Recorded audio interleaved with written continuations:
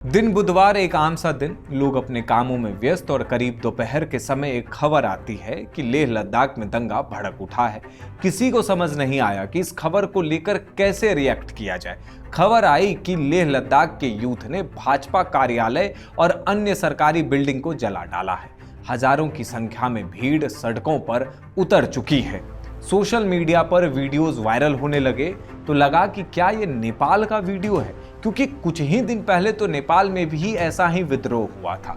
नेपाली युवा भी सरकारी संपत्ति को नष्ट कर रहे थे, बिल्डिंग को जला रहे थे। लेकिन ये वीडियो लेह लद्दाख का था, जहां सोनम वांगचुक के उकसाने पर दंगा भड़का। वही सोनम वांगचुक जिसके ऊपर 3 इडियट्स फिल्म बनाई गई, वही सोनम वांगचुक जो खुद को एक टीचर, आविष्कारक और प्रकृति का रक्षक कहता है। दरअसल सोनम वांगचुक 10 सितंबर से भूख हड़ताल पर था। सोनम की मांग थी कि संविधान के 6ठे शेड्यूल का हवाला देते हुए लेह लद्दाख को पूर्ण राज्य का दर्जा दिया जाए। लेकिन 24 सितंबर तक किसी तरह से युवा के दिमाग में यह फिट कर दिया गया कि बीजेपी सरकार वादा तोड़ रही है और लेह लद्दाख को पूर्ण राज्य का दर्जा नहीं दे रही है। फिर अचानक से यह हिंसक विद्रोह भड़क उठा और भाजपा कार्यालय को निशाना बनाया गया। इसके बाद बुधवार रात में गृह मंत्रालय ने एक प्रेस नोट जारी किया। नेपाल जेनजी और अरब स्प्रिंग का जिक्र करने के साथ साथ इस प्रेस नोट में सीधे तौर पर सोनम वांगचुक को इस हिंसा का जिम्मेदार माना गया।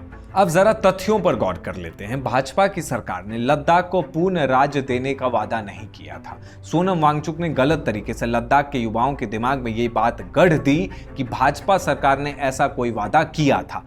भाजपा के चुनावी घोषणा पत्र से लेकर सरकारी डॉक्यूमेंट्स तक केवल इस बात का जिक्र था कि 6ठे शेड्यूल के तहत लेह लद्दाख को कॉन्स्टिट्यूशनल सेफगार्ड मिलेगा। आप 6ठे शेड्यूल के बारे में पढ़ेंगे तो आपको ये चीज पता चलेगी कि 6ठे शेड्यूल में कहीं भी स्टेटहुड की बात नहीं की गई है। संवैधानिक संरक्षण अलग बात है, राज्य का दर्जा अलग बात है। कॉन्स्टिट्यूशनल सेफगार्ड की बात की जाए तो स्पेशल एडमिनिस्ट्रेशन के लिए, जो खास करके ट्राइबल एरिया के लिए है, जिसमें आते हैं नॉर्थ ईस्ट स्टेट यानी मतलब असम, त्रिपुरा, मेघालय, मिजोरम, इन तमाम जगहों पर जो ट्राइबल लैंड्स हैं और रिसोर्स हैं, उनको संरक्षित करने के लिए 6ठे शेड्यूल को बनाया गया था। एक साल पहले इसी 6ठे शेड्यूल के तहत सोनम वांगचुक ये कह रहे थे कि इसके आधार पर लद्दाख को रखा जाए तो यहाँ के रिसोर्स को ठीक तरीके से संग्रहित किया जाएगा, उनका संरक्षण नहीं हो रहा है, वगैरह वगैरह दलील वो दे रहे थे। और आज वही सोनम वांगचुक इसी 6ठे शेड्यूल के आधार पर स्टेटहुड की मांग कर रहे हैं। गृह मंत्रालय ने अपने प्रेस नोट में इस बात का साफ जिक्र कर दिया है कि भारत सरकार का लद्दाख पर पूरा ध्यान है। लद्दाख के एपिक्स बॉडी से 25 और 26 सितंबर को एक बैठक का आयोजन किया गया है। लद्दाख के एपिक्स बॉडी और कारगिल डेमोक्रेटिक अलायंस के साथ 6 अक्टूबर को भी एक बैठक होने वाली है। भारत सरकार लद्दाख के हितों के प्रति गंभीर है, लेकिन सोनम वांगचुक जैसे लोग सोशल मीडिया पर ये वीडियो वायरल करके स्थानीय युवाओं को श्रीलंका और नेपाल विद्रोह का उदाहरण देते हैं। सोशल मीडिया पर एक वीडियो शेयर हुआ है जिसमें सोनम वांगचुक को स्थानीय भाषा में बात करते हुए देखा जा सकता है।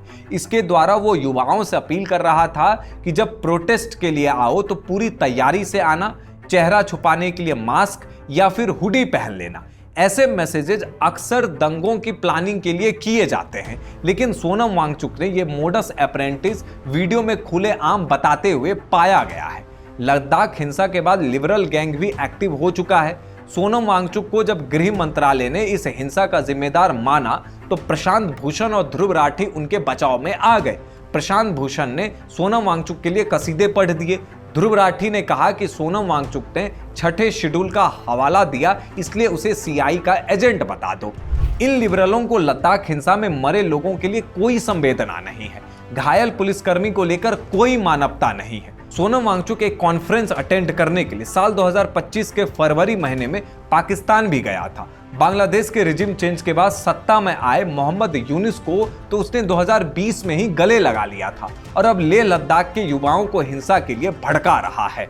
भाजपा ने इसका जवाब देते हुए सोनम वांगचुक के साथ साथ इस पूरे घटनाक्रम में कांग्रेस को भी दोषी ठहराया है।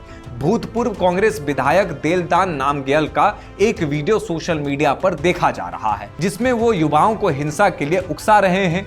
ठीक ऐसा ही आरोप कांग्रेस के अन्य स्थानीय नेताओं पर भी लगाया जा रहा है और लद्दाख की जनता को उकसाने वाले उनके भी वीडियो एक एक करके सामने आ रहे हैं। नेपाल के तथाकथित जेनजी विद्रोह के बाद कांग्रेस पार्टी भी जेनजी शब्द पर ज्यादा जोर दे रही है। सोनम वांगचुक जैसे अवसरवादी के बहाने लेह लद्दाख को अस्थिर करने पर अपना हाथ बटा रही है। इस पॉलिटिकल मोटिवेटेड हिंसक प्रदर्शन में असली नुकसान लेह लद्दाख के उस युवा का है जिसे झूठे नैरेटिव से बरगलाकर कांग्रेस अपनी सियासी रोटी सेकने की कोशिश कर रही है।